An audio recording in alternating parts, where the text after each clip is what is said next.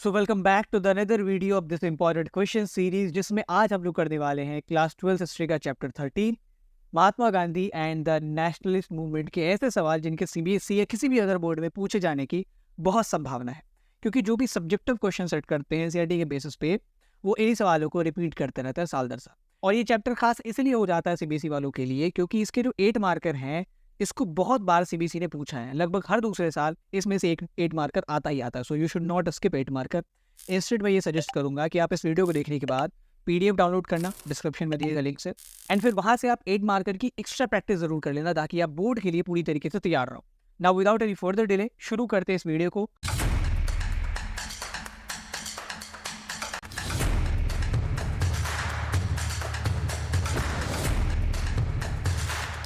हमारे पहले 3 मार्कर से, तो जो सबसे पहला हमारा 3 मार्कर है, इसमें ये पूछा जा रहा है कि गांधी जी जब 1915 में वापस इंडिया आते हैं तो उन्होंने किस तरीके से इंडिया में बदलाव देखा जब वो इंडिया छोड़ के गए थे 1893 में, तब से लेके।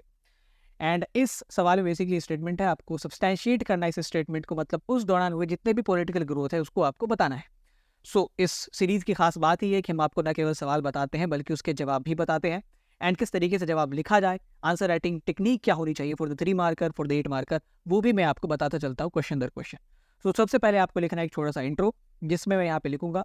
आप इंट्रो में क्या लिख सकते हैं? अगर कोई फीचर है तो उसको उसके बारे में एग्जैजरेट करके बता दिया, अगर कोई फैक्ट है तो उसको डिफाइन कर दिया, अगर कोई इवेंट है तो उसके बारे में समराइज्ड मैनर में कुछ लिख दिया। तो यहाँ पे मैंने लिखा है कि 1893 से लेकर 1915 तक इस 20-22 सालों में बहुत ज़्यादा बदलाव आया था। इंडिया बहुत एक्टिव हो चुका था पॉलिटिकल सेंस में, और कुछ हमें कलेक्टिव रेजिस्टेंस के भी एग्जाम्पल मिलते हैं, मतलब लोगों ने साथ मिलकर प्रोटेस्ट वगैरह किया था। आप यहाँ पे चाहे तो स्वदेशी मूवमेंट का एग्जाम्पल कोट कर सकते हैं। इसके बाद we will put an heading, heading लगाएंगे और उसके अंदर पॉइंट लिखेंगे। बहुत बच्चे यहाँ पे हेडिंग स्किप कर देते हैं, आपको हेडिंग लगाना है। If you are a true blend learner, आपको हेडिंग लगाना है। इससे एग्जामिनर को बड़ी सहूलियत होती है, उसको पता चल जाता है कि भाई ये जो पॉइंट्स हैं ये इसी कॉन्सेप्ट के अराउंड होंगे।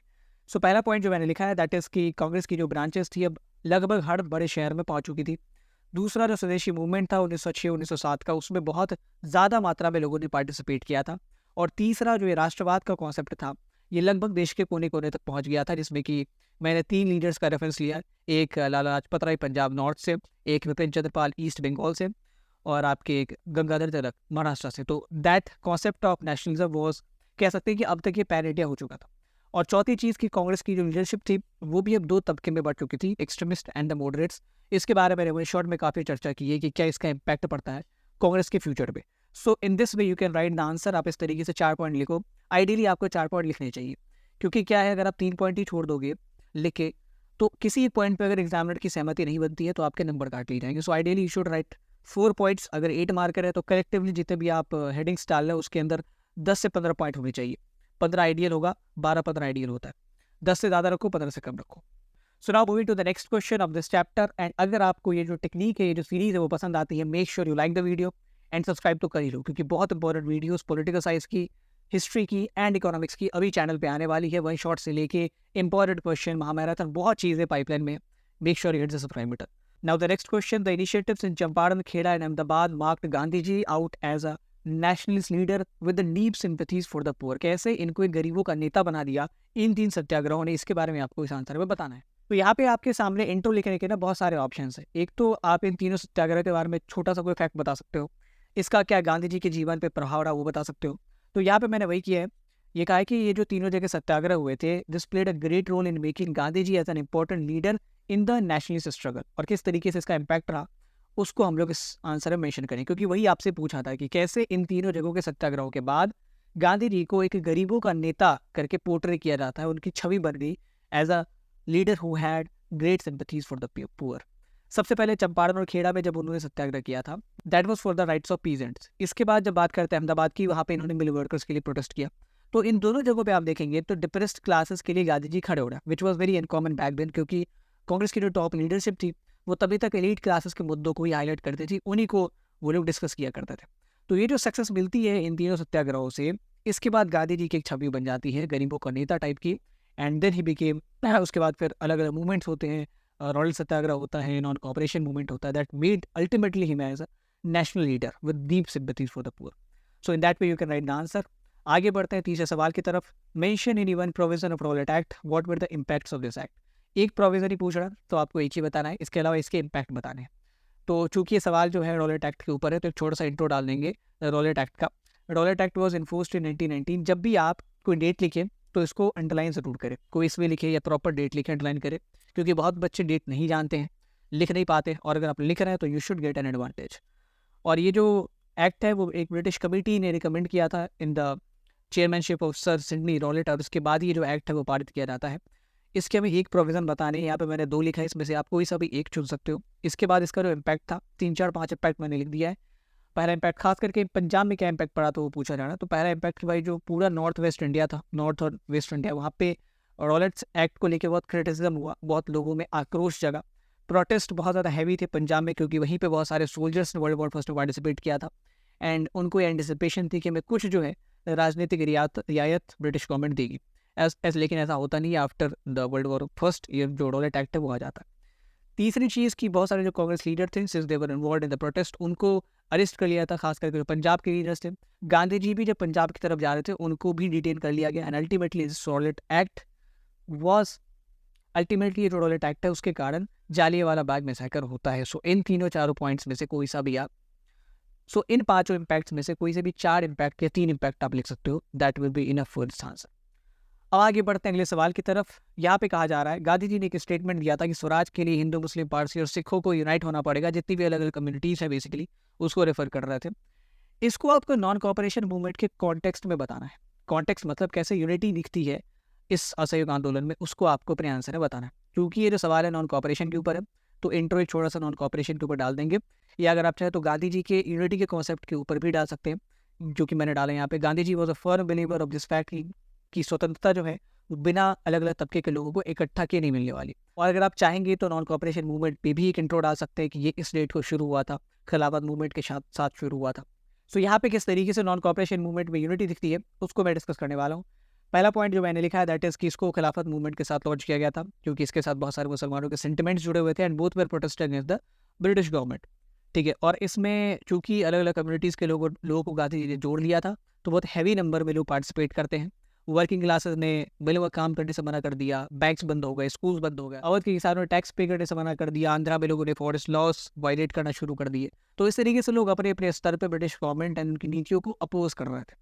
सो दैट इज बेसिकली आप यूनिटी देख सकते हैं। एक तो कम्युनल यूनिटी देखें यहाँ पे, उसके बाद अलग अलग क्लासेस की यूनिटी देखें, फार्मर्स, फिर जो आंध्रा के फॉरेस्ट ट्राइब्स हैं वो वायलेट कर रहा है रूल्स रेगुलेशंस को, फिर कुमाऊं के जो पीजेंट्स थे जिनको ब्रिटिशर्स यूज़ करते थे अपने ऊपर, अपने को कैरी करने के लिए। आपने बहुत सारी फोटोज़ भी देखी होगी जिसमें एक जो पहाड़न महिला है वो ब्रिटिश रेसिडेंट को जो है जो ऑफिशियल है उसको कैरी कर रही है एक जगह से दूसरी जगह। सो इन चीज़ों को करने से मना कर दिया। And these are the examples of unity in the non cooperation movement. इसमें से आप कोई सा भी 4 पॉइंट लिख सकते हो, यहाँ पे मैंने 6 मेंशन किया है। उसके बाद अल्टीमेटली आप चाहो तो कंक्लूड भी कर सकते हो, which is not mandatory at least, but आप कंक्लूड कर सकते हो। तो ऐसे कर सकते हो कि non cooperation movement was an excellent example, जो कलेक्टिव एफर्ट हमें देखने को मिलता है अलग अलग क्षेत्रों के लोगों से और अलग अलग सेक्शंस के लोगों से। Now the next question, explain the provisions of Irwin Gandhi pact, और क्यों इसको क्रिटिसाइज करा गया था कुछ रेडिकल नेशनलिस्ट के द्वारा, उसको आपको बताना है। तो गांधी इरविन पैक्ट के बारे में थोड़ा सा एक फैक्ट बता देगी कि भाई जो पैक्ट था 1931 में साइन हुआ था, और ये जो पैक्ट था वो गांधी जी और वाइसरॉय इरविन के बीच का था। अब हम बात करेंगे इसके प्रोविजंस की। तो यहाँ पे चूंकि 3 मार्कर है तो दो प्रोविजन बताएंगे और 2 कारण ऐसे बता सकते हैं जिसने कि रेडिकल नेशनलिस्ट को इसके खिलाफ बोलने पे, क्रिटिसिज्म करने पे मजबूर किया। तो कुछ प्रोविजन से पहला कि भाई ये जो सिविल डिसोबीडियंस मूवमेंट तब तक चल रहा था उसको गांधी जी को कहा गया कि आप स्टॉप कर दो। दूसरा, जो कैदी सिविल डिसोबीडियंस मूवमेंट के दौरान अरेस्ट किए गए थे, ब्रिटिश गवर्नमेंट ने कहा कि हम इनको रिहा करेंगे। तीसरा, सॉल्ट मैन्युफैक्चरिंग जिसको लेके ये आंदोलन शुरू हुआ था वो अलाउ कर दिया गया था अलॉन्ग द कोस्ट, कि अगर आपके गांव जो है वो कोस्टल इलाकों में लोकेटेड है तो आप डोमेस्टिक मैन्युफैक्चरिंग के लिए सॉल्ट बना सकते हो। These were the provisions. उसके बाद इस पैक्ट को क्रिटिसाइज क्यों किया जाता है वो देखते हैं। सबसे पहला, वाइसरॉय ने कोई कमिटमेंट नहीं दी थी गांधी जी को regarding the independence, regarding any kind of dominion status. दूसरा, गांधी जी को केवल कहा था कि भाई एक बार हम लोग इससे निकल जाते हैं फिर हम लोग इंडिपेंडेंस के ऊपर बात करेंगे। It was mainly N assurance, ये कोई कमिटमेंट नहीं थी। तो लोगों ने क्रिटिसाइज इसलिए किया क्योंकि सिविल डिसोबीडियंस मूवमेंट जैसे बड़े स्तर के मूवमेंट को आप केवल एश्योरेंस के बेसिस पे तो कैंसिल नहीं कर सकते ना। तो that is why this pact was criticise by the radical nationalist, जो कि गांधी जी की पॉलिसीज, ये जो थोड़ी सी टॉलरेंट पॉलिसीज है, इनको बहुत मुखर तौर पर आलोचना करते थे। सो इसको आप अपने आंसर में मेंशन कर सकते हैं। तो यहाँ पे भी अगेन इस आंसर के 2 पार्ट हो जाएंगे। इसमें एक में आप प्रोविजन मेंशन करोगे, 2 भी कर सकते हो चलेगा, और फिर रीजन बिहाइंड द क्रिटिसिज्म, इसमें भी आप 2-3 रीजन मेंशन कर दो, पूरा नंबर आपको मिल जाएगा। Now the next question, quit India movement was genuinely a mass movement. इसको आपको जस्टिफाई करना है with the arguments. Quit India movement की इंटेंसिटी बेसिकली आपको बतानी है। तो एक छोटा सा इंट्रो पहले डाल देंगे क्विट इंडिया मूवमेंट के ऊपर। It was launched in August 1942 and it is considered, यहाँ पे मैंने एक अपने इलोक्वेंसी का एग्जांपल दिया है, एक फ्रेज यूज़ किया कि इसको last nail in the coffin of British colonial rule कहा गया, क्योंकि इसके बाद जो इम्पैक्ट मारा इसमें ब्रिटिशर्स को फिर हमें आज़ादी देनी पड़ती है। उसके बाद पॉइंट्स को एक हेडिंग के अंदर क्लब करेंगे। Mass participation in the quit India movement, अगर आप चाहें तो intensity of quit India movement भी लिख सकते थे। पहला पॉइंट मैंने ये लिखा है कि लाखों लोग सड़क पे आ चुके थे, खास करके जो यूथ थे, दे वर एक्सट्रीमली एक्साइटेड। और इसमें एक बात ये थी कि बहुत सारे जो बड़े लीडर्स थे कांग्रेस के, उनको अरेस्ट कर दिया गया था। तो everything was now led by the young revolutionaries, जिनको ज़्यादा एक्सपीरियंस नहीं था, बट फिर भी ये मूवमेंट बहुत दिनों तक चला, बहुत कामयाब था, बहुत असरदार था। इसमें यंग रिवोल्यूशनरीज पार्टिसिपेट करते हैं और सोशलिस्ट मेंबर्स ऑफ कांग्रेस जो कि अंडरग्राउंड एक्टिविटीज़ में इन्वॉल्व थे, अरेस्ट नहीं हुए थे, उन लोगों ने बहुत योगदान दिया था। महिलाओं ने भी बहुत बड़ी तादाद में पार्टिसिपेट किया था।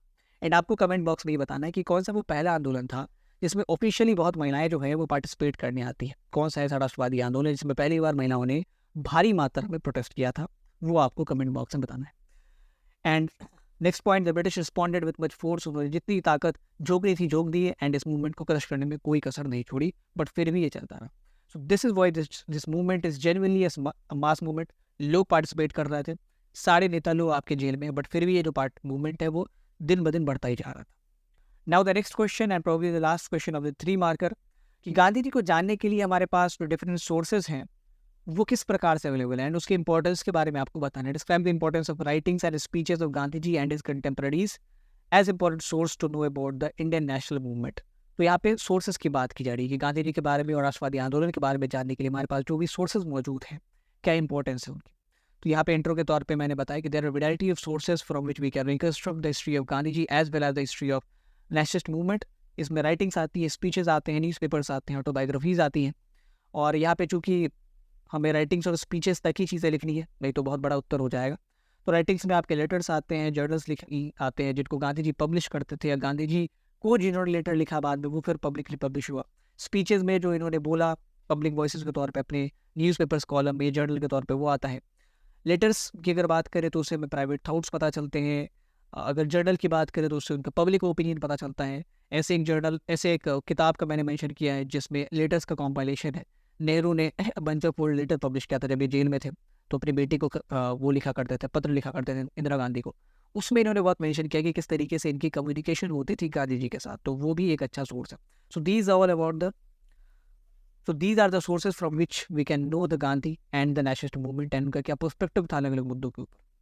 सो that's all in the 3 markers. अब आगे बढ़ते हैं, 8 मार्कर्स शुरू करते हैं।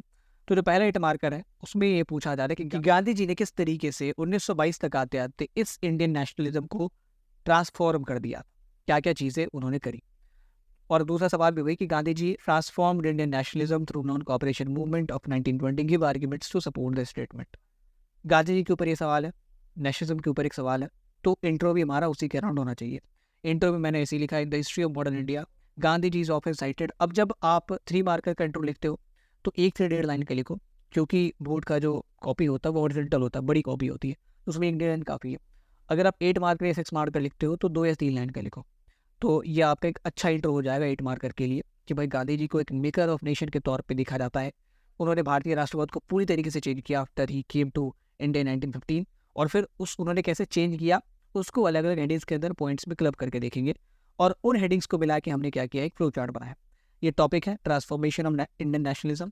इसके अंदर जितने भी पॉइंट्स मैं लिखूंगा उसको मैंने अलग अलग हेडिंग में यहाँ पे कैटेगराइज किया और इस हेडिंग को लेके एक फ्लो चार्ट बनाया। सबसे पहले मैं बात करूंगा गांधी जी ने कैसे होल इंडिया का रिप्रेजेंटेशन बनाया इंडियन नेशनलिज्म को। सत्याग्रह लॉन्च किए, और ऑलरेडी सत्याग्रह की बात करेंगे, 1920 से पहले एक बहुत मेजर सत्याग्रह था। इसके बाद बात करेंगे नॉन कोऑपरेशन मूवमेंट की, तो कैसे he made nationalism representation of all, पहले वो देख लेते हैं। सबसे पहले जब 1916 में BHU के इनॉग्रेशन में गया तो उन्होंने देखा कि भाई यहाँ पे तो कोई गरीब मौजूद ही नहीं है, जिनके लिए यूनिवर्सिटीज़ खोली जा रही है वही नहीं मौजूद है। तो उन्होंने उसी इनॉग्रेशन में कहा था कि यहाँ पे डिप्रेस्ड क्लासेस और जो पुअर है उनके एब्सेंस से ये बात पता चलती है कि अभी तक राष्ट्रवाद में उनको शामिल नहीं किया गया है। और इंडियन नेशनलिज्म उन्होंने कहा था कि एक एलीट फिनोमेनन है जिसमें केवल बड़े बड़े वकीलों, डॉक्टरों, बिजनेसमैनों की बात रखी जाती है और किसी की नहीं। And as per him Indian salvation can only be achieved, जो में आज़ादी है वो केवल मिल सकती है गरीबों के साथ, उनके मुद्दों को साथ लेके चलने के बाद। सत्याग्रह लॉन्च किया। पहला सत्याग्रह उन्होंने किया था चंपारण में, उसके बाद अहमदाबाद, खेड़ा में, एक ही साल के अंतर्गत करते हैं। And in the initial attempts of Satyagraha he was fighting for the lower classes of India, और इससे इनको एक ऐसा नेता बना दिया लोगों ने जो गरीबों का नेता कहे जाने लगे, कि he had a deep sympathies for the poor. इससे पहले तो कोई कांग्रेस का लीडर नहीं आता था हमारे पास, ये आए। उसके बाद ये करते हैं रॉलेट सत्याग्रह, जिन्होंने इनको बना दिया नेशनल लीडर, क्योंकि इसमें पूरा का पूरा नॉर्थ इंडिया आगे आ चुका था, पंजाब आगे आ चुका था, वेस्ट इंडिया में भी इसका इन्फ्लुएंस था। और इसको जिस इंसिडेंट पे ख़त्म करते हैं ब्रिटिशर्स, वो तो ऐसा था जिसने पूरे वर्ल्ड में तबाही मचा दी। जलियांवाला बाग मैसेकर होता है, और सबको पता चल गया कि ये जो जलियांवाला बाग मैसेकर है, इसमें ब्रिटिशर्स ने कितना बड़ा गुनाह किया है। एंड ये जो पूरी मॉब है वो इकट्ठा हुई थी गांधी जी के इन्फ्लुएंस के ऊपर। So Gandhi ji was now a national leader. इसके बाद ये करते हैं नॉन कॉपरेशन मूवमेंट, जिसमें इन्होंने बड़े पैमाने पर लोगों को मोबिलाइज किया, खिलाफत मूवमेंट के साथ लॉन्च करके अपनी यूनिटी की इंटेंट भी दिखा दी। वर्किंग क्लास एक्टिव हुए, फार्मर्स एक्टिव हुए, जो हिल ट्राइब्स थे उन्होंने अपोज करना शुरू किया ब्रिटिशर्स को। कुमाऊं के जो पीजेंट्स थे, जो कैरी किया करते थे ब्रिटिश स्टूडेंट्स को, उन्होंने रिफ्यूज़ कर दिया कि भाई हम आपको कैरी नहीं करेंगे। सो ये जो इन्फ्लुएंस है, that was not the age of social media. वहाँ पे टीवी भी नहीं था, रेडियो था, जो कि कितनी ही खबर चलाएंगे गांधी जी की, क्योंकि वो तो गवर्नमेंट ओन्ड होता है। तो आप सोचिए उस टाइम में गांधी जी ने इतना बड़ा इम्पैक्ट क्रिएट किया था, and in that way he change the nationalism completely, अगर कह सकते हैं। By the end of 1922 Gandhi ji ने भारतीय राष्ट्रवाद को बदल कर रख दिया। सबसे पहले इसको पूरे इंडिया का रिप्रेजेंटेटिव बनाया। इसमें गरीबों की बात की जाएगी, महिलाओं की बात की जाएगी, दलित शोषित की बात की जाएगी। फिर इसको प्रैक्टिकली इंप्लीमेंट करके दिखाया चंपारण, खेड़ा और अहमदाबाद के सत्याग्रह के थ्रू। फिर मास मोबिलाइजेशन किया और सत्याग्रह में, एंड नॉन कॉपरेशन मूवमेंट तो ऑफ इट्स काइंड था, फर्स्ट ऑफ इट्स काइंड था। इसके बाद फिर आपके सिविल डिसोबीडियंस मूवमेंट होते हैं, क्विटिनिया मूवमेंट होता है। So this way Gandhi ji change the Indian nationalism. अब आगे बढ़ते हैं। अगला जो सवाल है that is regarding the non cooperation movement. Non cooperation movement became the name of an epoch in the life of Gandhi ji. Explain how non-cooperation movement made Gandhi ji a national leader. Explain the role of Gandhi ji in non-cooperation movement of 1920s. देखो ये कितना important सवाल है। 2014 में आया है, 2017 में आया है, 2014 के कंपार्टमेंट में भी पूछा गया है, और फिर 2022 में भी पूछा गया। सवाल ये है कि गांधी जी का नॉन कॉपरेशन मूवमेंट में क्या रोल था। हम केवल इनके रोल के बारे में बात करेंगे ना, तो 4 से 5 पॉइंट आप नहीं लिख पाएंगे, तो आपको पूरा बैकग्राउंड बनाना पड़ेगा। कई बार ऐसे एट मार्कर होते हैं जिसमें आपके पास प्रॉपर एट मार्कर का कॉन्टेंट नहीं होता, तो आपको उसके पेरिफेरल चीज़ों को भी लिखना पड़ता है। सबसे पहले एक छोटा सा इंट्रो डालेंगे नॉन कॉपरेशन मूवमेंट और गांधी जी के ऊपर। उसके बाद मैंने फ्लो चार्ट में देखो कौन कौन सी हेडिंग बनाई है। एक बैकग्राउंड के बारे में डिस्कशन करेंगे, कैसे कैसे कोर्स ऑफ इवेंट्स होता है वो देखेंगे, क्लाइमेक्स क्या हुआ, किस तरीके से खत्म हुआ, गांधी जी का क्या रोल था वो देखेंगे, इसके इम्पैक्ट को देखेंगे। बैकग्राउंड ये है कि जालियांवाला बाग मैसाकर के बाद जो रॉलेट सत्याग्रह है वो तो वापस ले लिया गया, लेकिन रॉलेट एक्ट अभी भी एक्टिव था, अगर आप चाहें तो उसको अंडरलाइन कर सकते हैं। गांधी जी को लगा कि एक पैन इंडिया सत्याग्रह किया जाए पूरे इंडिया में, जिससे ब्रिटिशर्स के ऊपर प्रेशर क्रिएट हो। तो इस तरीके से नॉन कॉपरेशन मूवमेंट जो शुरू होता है। अब इसके कोर्स ऑफ इवेंट्स की बात करें, खिलाफत मूवमेंट के साथ इसको लॉन्च किया गया इन अगस्त 1920। अगेन इसको आपको अंडरलाइन करना है, this is important answer identity. Hindu Muslim को इकट्ठा कर दिया, वर्किंग क्लासेस, फार्मर्स, सारे लोग जो है सड़कों पर उतर के प्रोटेस्ट कर रहे हैं। क्लाइमेक्स की बात करें, फरवरी 1922 में लोग इतना एजिटेट हो चुके थे कि इन्होंने एक थाने को बंद करके उनके जितने पुलिस वाले थे उनको आग लगा दिया, वो सारे मर गए। गांधी जी ने इस चीज़ को क्रिटिसाइज़ किया कि भाई जो वायलेंस है वो कभी भी हमारा सहारा नहीं बन सकता है, एंड वो अपने जो प्रिंसिपल था उनका नॉन वायलेंस का, पीसफुल प्रोटेस्ट का, उस पर कॉम्प्रोमाइज़ नहीं करना चाहते थे। That's why he called out this movement. इसके बाद इम्पैक्ट क्या पड़ता वो देखते हैं, गांधी जी का क्या रोल था वो भी देखेंगे। एंड इम्पैक्ट, गांधी जी ने एक बहुत बड़े तबके को इन्फ्लुएंस किया, ऑर्गेनाइज किया, और इस मूवमेंट में कामयाबी पाई। कह सकते हैं अगर इसको कॉल ऑफ नहीं किया जाता तो बहुत सारे एक्सपर्ट ये कहते हैं, और एक किताब भी इस पर पब्लिश्ड है, फॉरगेटिंग टाइटल, जिसने कहा था कि अगर नॉन कॉपरेशन मूवमेंट कभी ख़त्म ना होता तो शायद 1925 में ही में आज़ादी मिल जाती, and that too without the cost of partition. ये हाल था। तो ये एक बहुत बड़ी गलती मानी जाती है, एक बहुत बड़ा पॉलिटिकल ब्लंडर माना जाता है कांग्रेस पार्टी का एंड गांधी जी को, क्योंकि क्रेडिट उनको ही जाता है इस मूवमेंट के इनिशिएशन का, सक्सेस का। उसके बाद गांधी जी ने इस मूवमेंट में लोगों को एक सेल्फ डिसिप्लिन और सेल्फ कंट्रोल रियलाइज़ करवाया। ये बहुत ज़रूरी है, क्योंकि जब आप इस तरीके का पीसफुल प्रोटेस्ट करते हैं इतने बड़े स्तर पे, उसमें सेल्फ कंट्रोल और डिसिप्लिन होना बहुत ज़रूरी है। 2 सालों तक डिसिप्लिन मेंटेन रखा, चौड़ा चौड़ी इंसिडेंट, और ये एक प्रैक्टिस थी आने वाले सेल्फ रूल के लिए, क्योंकि हमें स्वराज मिलने वाला था, हम लोग अपने शासक खुद बनने वाले थे। तो सबसे पहले मेरे डिसिप्लिन होना बहुत ज़रूरी था, and Gandhi ji did that. Gandhi ji ने जो रिक्वायर्ड मोटिवेशन था वो प्रोवाइड कराया, जगह जगह लोगों को जाके जोड़ते रहे, स्पिरिट जगाते रहे। Gandhi ji also popularise the concept of non violent satyagraha. इससे पहले ये बहुत ज़्यादा प्रैक्टिकल नहीं लगता था लोगों को।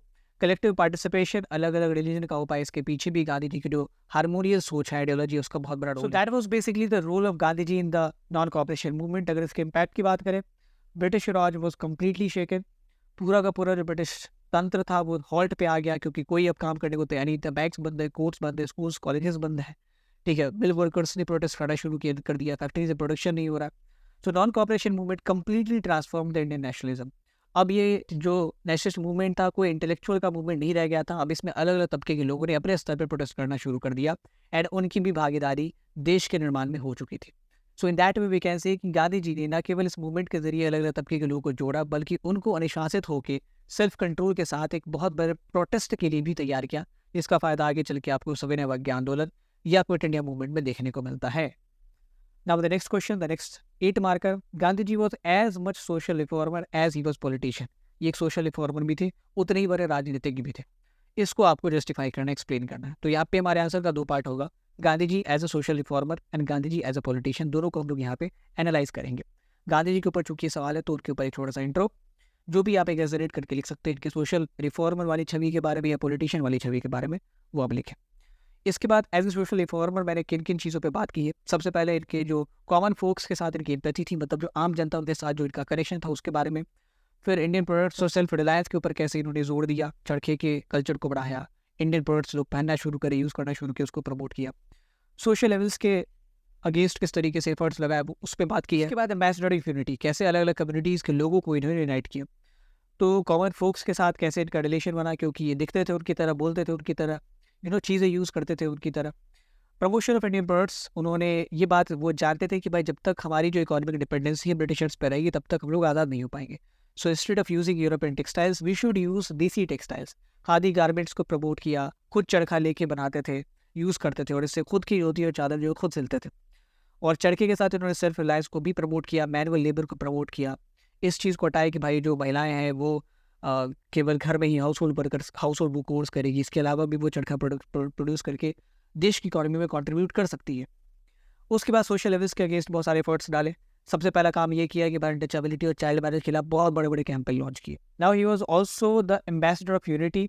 उनको ये भी पता था कि अलग अलग तबके के लोगों को यूनाइट किए बिना we can not get independence, and for this purpose of bringing harmony इन्होंने सबसे पहले जो एक्सपेरिमेंट किया था that was to launch non cooperation movement along with the Khilafat movement, and he appealed for unity among all the caste and creed. दलितों के साथ जो शोषण होता था या जो भी कास्ट वाइज डिस्क्रिमिनेशन था उसको खत्म करने की बात की। So he was a social reformer. अगर पॉलिटिशियन की बात करें तो यहाँ पे फिर मैंने 4 चीज़ों पर डिस्कशन की है। सबसे पहले बात करेंगे कैसे उन्होंने राष्ट्रवाद को ट्रांसफॉर्म किया, उसके बारे में ऑलरेडी हमने डिस्कस कर लिया है। पीपल्स लीडर, एक लोगों के नेता बन के उभरे, ग्रामीण चीज़ों के ऊपर बात की, गरीबों की चीज़ों के ऊपर बात की। ये बहुत इंटरेस्टिंग पॉइंट है।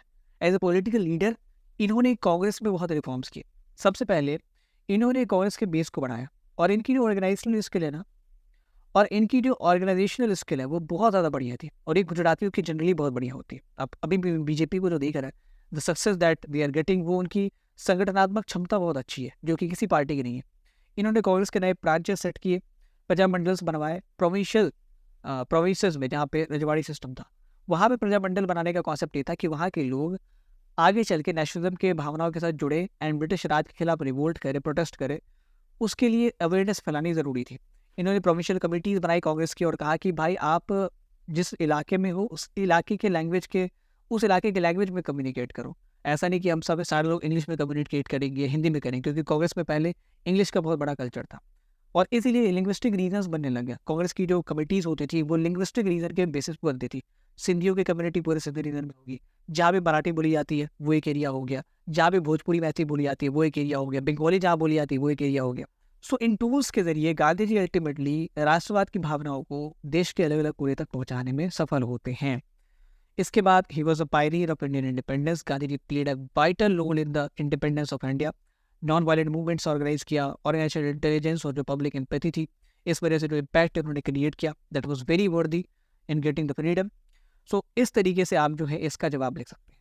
अब आगे बढ़ते हैं, अगला 8 मार्कर देखते हैं। एंड ये देखो ये सवाल कितनी बार है, 2015 में, 2011 में, 2016 में, 2022 में, 2022 में, फिर आगे सवाल ये है सॉल्ट मार्च का क्या सिग्निफिकेंस है हमारे राष्ट्रवादी आंदोलन में, हमारे फ्रीडम स्ट्रगल में, उसको आपको बताना है।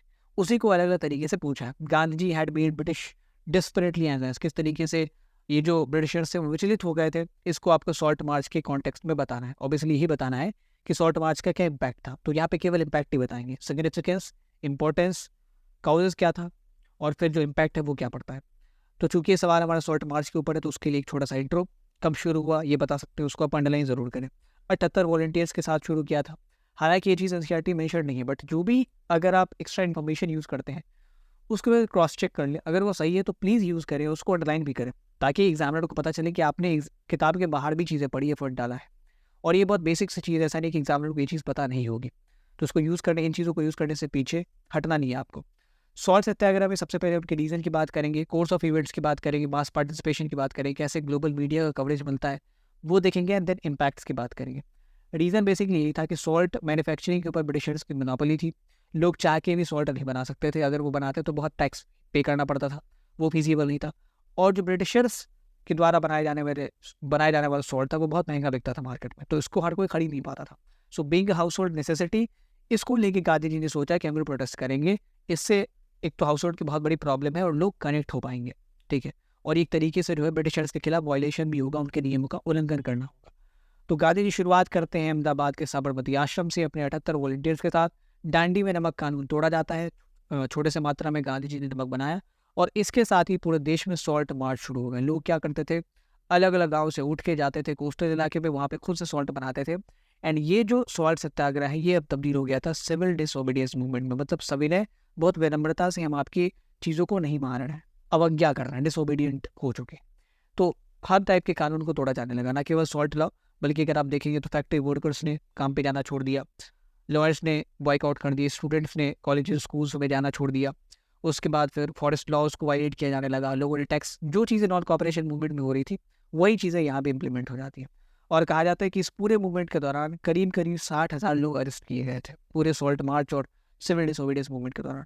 इसमें महिलाओं ने भी बहुत भारी मात्रा में पार्टिसिपेट किया था। हालांकि गांधी जी इस सॉल्ट मार्च में महिलाओं को ले जाने के पक्ष में नहीं थे, बट एक फीमेल लीडर थी, उनका नाम आपको कमेंट बॉक्स में बताना है, जिन्होंने गांधी जी को इस चीज़ के लिए परसुएट किया था कि नहीं, आप महिलाओं को इस मूवमेंट से अगर दूर रखेंगे तो इसके इम्पैक्ट पे प्रभाव पड़ेगा, इसकी इंटेंसिटी पे इम्पैक्ट पड़ जाएगा। So you should inculcate female into this movement, आपको महिलाओं को इजाज़त देनी चाहिए सॉल्ट मार्च में पार्टिसिपेट करने के लिए।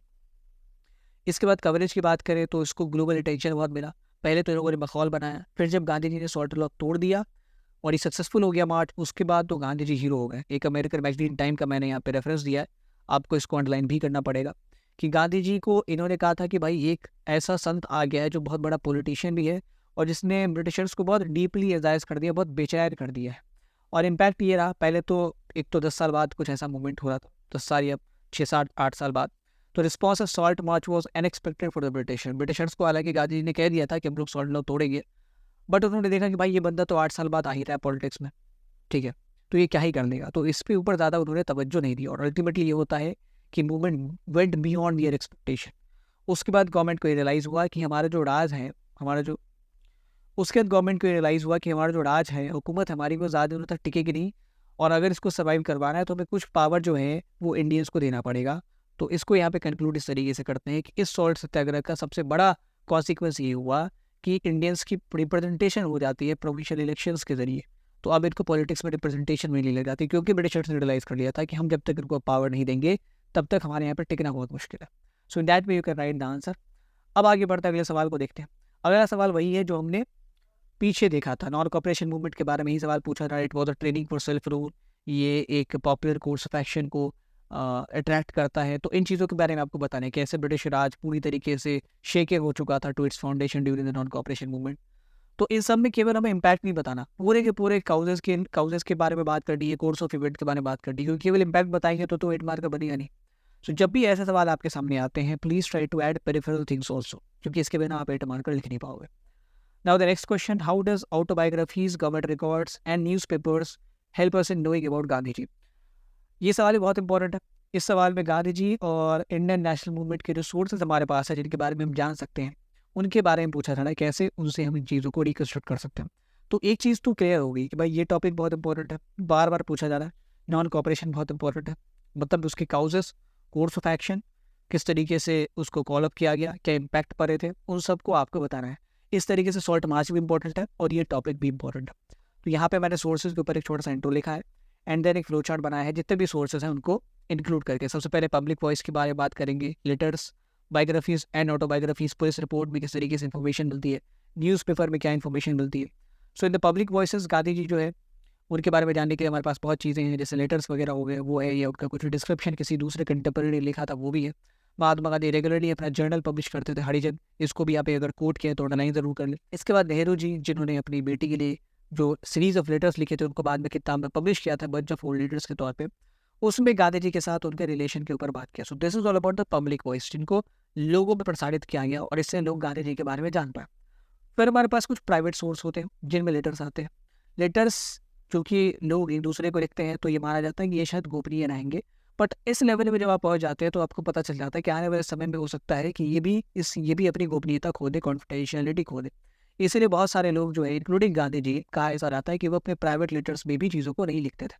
अमूमन तो लोग अपने एंगर, डिसअपॉइंटमेंट वगैरह को दर्शाते हैं, बट वहाँ पे बहुत लेटर्स में भी देखने को मिला है कि दे वेर प्रोबेबली अवेयर कि आगे चल के शायद इनको पब्लिश किया जाएगा। उसके बाद जो दूसरा सोर्स है बायोग्राफीज़ एंड ऑटोबायोग्राफीज़, उसमें भी हमें बहुत रिच इन्फॉर्मेशन मिलती है, बट फिर इसमें भी कुछ हमें प्रिकॉशन रखने पड़ते हैं। सबसे पहले जो बायोग्राफीज़ है उसको रेट्रोस्पेक्टिवली लिखा जाता है, मतलब आज मैं लिखने बैठूंगा पीछे के 20 सालों को, ठीक है। सो ये रेट्रोस्पेक्टिव होता है, पीछे की चीज़ों को लिखना। तो इसमें एक तो आप बहुत चीज़ें मेमोराइज नहीं रखते हो तो वो छूट जाती है। इसके अलावा जब आप अपनी अपनी चीज़ें लिख रहे हो या आपके बिहाफ पे कोई आपकी चीज़ें लिख रहा है, तो आप ये चाहोगे कि आप अपनी गलत चीज़ों को छिपा लें। गांधी जी हालांकि ऐसा करते नहीं थे। गांधी जी को बड़ा लीडर इसलिए ही माना जाता है क्योंकि उन्होंने अपनी ऑटोबायोग्राफी में, ये जो भी बायोग्राफीज उनकी लिखी, उनसे इन्फ्लुएंस लोगों ने उनके टाइम में, उनमें कभी उन्होंने अपनी कमियों को छिपाया नहीं है। उन्होंने खुले तौर पे कहा है कि मैं मांस खाता था, वैश्यवृत्ति में भी इन्वॉल्व रहे थे, फिर कैसे चोरी में इन्वॉल्व रहे थे, everything he has discussed in his autobiography. तो यहाँ पे आप जो जिस भी सोर्स के बारे में चर्चा करें उसके एडवांटेजेस एंड उसके कॉन्स को भी आप बताएं। पुलिस रिपोर्ट में जिस तरीके से बात है, तो पुलिस रिपोर्ट भी बाद में आर्काइव्स के तौर पे हमारे पास अवेलेबल हो चुके थे। इसमें हमें पता चला था कि जो पुलिस ऑफिशियल्स थे वो गांधी जी की इम्पैक्ट को एक्सेप्ट करना नहीं चाहते थे कि भाई इसने इतने बड़े मॉब को मोबिलाइज कर दिया है, इसने इतना बड़ा मूवमेंट कर लिया है। और इसी डिलाई के कारण क्या होता है, बहुत मूवमेंट जो कि शायद अगर पुलिस कंट्रोल करना चाहती तो शुरुआत में ही कंट्रोल हो गए होते, बट उन्होंने बहुत रिलैक्स किया, ढील दिया, तो ये बहुत ज़्यादा इंटेंस हो जाता है। For example civil disobedience movement and the non cooperation movement, they undermined the impact of Gandhi ji, और इसका खामियाजा उन्हें बाद में भुगतना पड़ता है। उसके बाद जो लास्ट सोर्स है that is newspaper, contemporary newspaper, उनके ज़माने की न्यूज़पेपर, चाहे वो इंग्लिश में हो या अदर लैंग्वेज में हो। बट इसको भी आप ऐसा ना माने कि इसमें कोई प्रेजुडिस नहीं है, ठीक है, इसमें भी प्रेजुडिस इन्वॉल्व है, क्योंकि इसको जो आदमी लिख रहा है उसकी अपनी आइडियोलॉजी होगी, जो पब्लिश कर रहा है उसकी अपनी आइडियोलॉजी होगी, उसका अपना ओपिनियन होगा। फॉर एग्जांपल अगर आप किसी लंदन के न्यूज़पेपर में गांधी जी के बारे में लिखेंगे, गांधी जी के बारे में पढ़ेंगे, तो वहाँ पे जो कंटेंट लिखा होगा वो हो सकता है किसी जो राष्ट्रवादी न्यूज़पेपर में गांधी जी के बारे में लिखा गया उसके कंटेंट से बहुत डिफरेंस हो। So in that way we can say कि हमारे पास बहुत सारे सोर्सेज तो हैं, बट हर सोर्स के साथ हमें इंटरप्रेट करने वक्त सावधानी बरतनी पड़ती है। सो that's all in this video, that's all in this chapter. I would recommend कि आप PDF डाउनलोड करें एंड खुद से जो है आंसर राइटिंग प्रैक्टिस करें, इन सारे सवालों को वापस अटैम्प्ट करें। Thank you for watching. जल्दी जो है इसका लास्ट चैप्टर 15 आ जाएगा। डिस्क्रिप्शन बॉक्स में मैंने जो प्लेलिस्ट लिंक है वो भी शेयर कर दी। अगर आप चाहे पिछले चैप्टर्स को देखना चाहते हैं तो आप उसे भी देख सकते हैं, वन शॉट को देखना चाहते हैं वो भी देख सकते हैं। एंड हमारे ऐप को आप डाउनलोड करना ना भूलें, क्योंकि वहाँ पे आपको वन स्टॉप सॉल्यूशन मिलता है। आप वहाँ से हमारे सारे PDFs को डाउनलोड कर सकते हैं, हमारे सारे वीडियोस को अवेल कर सकते हैं। अगर आपको कोई डाउट है तो वो आप पूछ सकते हैं, एंड हमसे आप 1-to-1 कंसल्टेशन भी ले सकते हैं अगर आपको किसी चैप्टर को पढ़ना है, किसी टॉपिक के बारे में जानना है। So we are available for 1-to-1 consultation through our app. Please download the app and avail the facilities now. Thank you for watching. Have a great day.